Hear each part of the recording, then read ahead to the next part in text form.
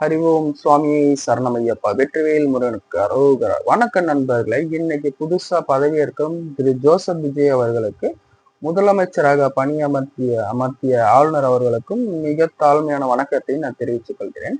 அவங்க ஒரு தேர்தல் அறிக்கை கொடுத்திருந்தாங்க. அந்த தேர்தல் அறிக்கையில 3 விதமான அறிக்கையை இன்னைக்கு கையெழுத்திட்டிருக்காங்க. அதுல முதல் தேர்தல் அறிக்கையான 200 யூனிட் மின்சாரம் இலவசம் அப்படின்னு சொல்லியிருக்காங்க. அந்த மின்சாரத்துக்குரிய ஜியோ இன்னைக்கு என் கையில கிடைச்சிருச்சு. ஒரு மணி நேரத்துக்கு முன்னாடி சில தீய சக்திகள் என்ன போட்டிருந்தாங்கன்னா, 200 யூனிட் ஃப்ரீ. யார் யாருக்கு ஃப்ரீ? அதாவது நமக்கெல்லாம் கிடையாது, ஜென்ரல் பப்ளிக் எல்லாம் கிடையாது, அதெல்லாம் பெரிய பெரிய ஆளுங்க ஏசி இதெல்லாம் வச்சிருக்காங்க, அவங்களுக்கு ஃப்ரீ அப்படின்ற மாதிரி சொல்லியிருந்தாங்க. அதோட ஜியோ சற்று நேரத்துக்கு முன்னாடி என் கையில கிடைச்சதுனால அதை பத்தின ஒரு கிளிப்பிங்கான வீடியோ போடணும்னு நினைச்சேன். யாருக்கு ஃப்ரீன்றது ஒரு தெளிவான விளக்கத்தை இப்பதான் கிடைச்சிருக்கு.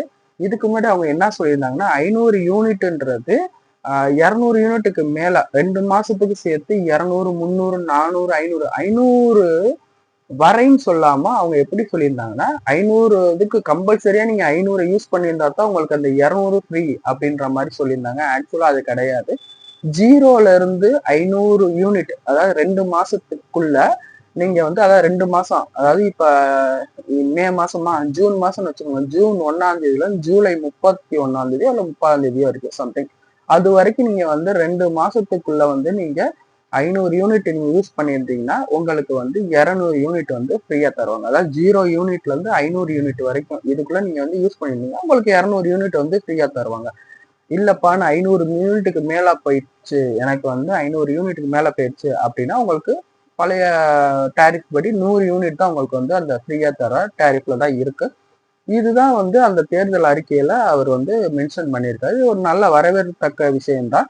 அது இல்லாம அவரோட சிக்னேச்சர் போடுறதுக்கு முன்னாடி அவர் ஒரு ஸ்பீச்ல ஒண்ணு கொடுத்திருந்தாரு. ரொம்ப நல்ல புதுமையான விஷயம். என்ன அந்த விஷயம்னா, உங்களுக்கு நம்ம ஆட்சி வந்துருச்சு, நம்ம தான் ஆடலாம் வைக்கலாம் அப்படின்னு யாராவது நினப்புல இருந்தீங்கன்னா இன்னைக்கு இந்த நிமிஷமே அதை அழிச்சிருங்கன்னு சொன்னாரு. அது ரொம்ப ரொம்ப பிடிச்சிருந்துச்சு. சென்ற முறை தீய சக்திகள் இந்த மாதிரி எதுவும் சொல்லல. அவர் தூய சக்தின்னு சொல்லியிருக்காரு. இனி பார்ப்போம், இனி ஒவ்வொரு விஷயங்கள் அப்படி என்ன மென்ஷன் பண்ணி கொண்டு வராரு. இப்ப வரைக்கும் இந்த ஒரு விஷயம் எனக்கு ரொம்ப பிடிச்சிருந்துச்சு. அதனால உங்ககிட்ட ஷேர் பண்ண நினைச்சிருந்தேன் மக்களை. நல்லபடியா ஆட்சி அமைக்க என்னுடைய தாழ்ந்த மரியாதைக்குரிய திரு ஜோசப் விஜய் அவர்களுக்கு நன்றியை தெரிவித்துக் கொள்கிறேன். நன்றி, வணக்கம்.